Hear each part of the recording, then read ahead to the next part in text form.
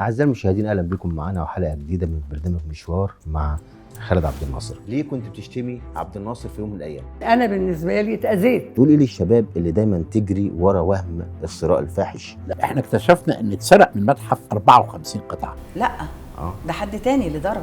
مش عمرو دياب. اه أنا المسرح موجود بس يمكن انتاجه قل شويه. بنات جميلة جدا بتطلع معاك، اه ما اخترتش واحدة منهم لا، ولا هتتجوز واحدة منهم؟ مش حابب ان انا اتجوز من السوشيال ميديا. هل ضد السوشيال ميديا ولا مع السوشيال ميديا؟ السوشيال ميديا يعني بيقعد يعمل تك تك تك تك تك تك، ما اعرفش بيفكر امتى. امال ايه بقى كبس والحاجات اللي بتقولوها دي؟ طب هو فعلا الاخوان هم اللي اختاروه السادات؟ انا رحت شفت الصينيه بتاعت الكنافه، قلت الاقي صينيه الكنافه دي. لو مسكوك وزير ثقافة أول قرار تاخده إيه؟ لا اصل مش ده السؤال يعني، لا انت كده بتقلب على الناس. فريدة الشباشي دخلت الإسلام عشان تهاجمه، نوم. فرحتي؟